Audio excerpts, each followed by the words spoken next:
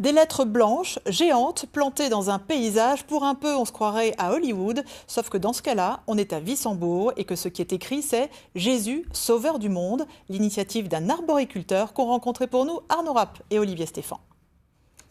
Un petit air d'Hollywood flotte sur les hauteurs de Rothes, à 2 pas de Wissembourg. Il faut le voir pour le croire. Thomas Burger est un arboriculteur de 28 ans à peine. Et s'il a érigé cette installation dans son champ, c'est qu'un soir, une voix le lui a dicté. Pendant la récolte de nos fruits, je parlais, je priais.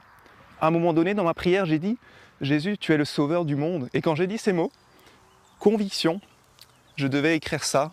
Et à partir de là, dans la prière, Dieu m'a montré que je devais mettre des lettres géantes de 7 mètres de haut, 4 mètres de large. Moi, je pense que je suis un illuminé, je suis un fou pour Jésus et j'ai pas honte de le dire.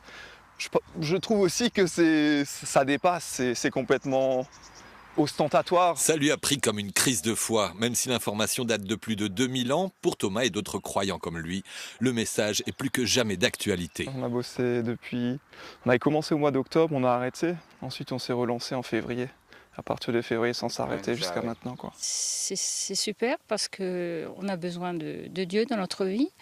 Dans ce monde qu'on vit, que les gens cherchent vraiment un espoir, cherchent vraiment une vérité. C'est très rare et je trouve vraiment ce qu'il fait, vraiment, c'est vraiment très bien. La bannière lui aura coûté plus de 2000 €. De la toile d'arboriculteur, des poteaux de 10 mètres de haut et la matière utilisée pour former les lettres est également le fruit d'une révélation dans son verger. Un soir, en rentrant les dernières pommes, une soirée de récolte, je discutais avec Dieu, je lui donne ce projet et il y a des oiseaux qui s'envolent un peu plus loin et là l'idée, on va des plumes. Croyant, pratiquant, protestant et soutenu par bon nombre de fidèles, Thomas peut compter sur le soutien des autorités religieuses locales. Tous ceux qui l'ont vu, j'espère que ça les fasse réfléchir et peut-être tourner leur regard vers Jésus, sauveur du monde.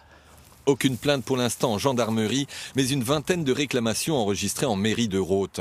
La mairie qui a demandé au jeune homme d'enlever son installation. L'ultimatum a expiré hier soir.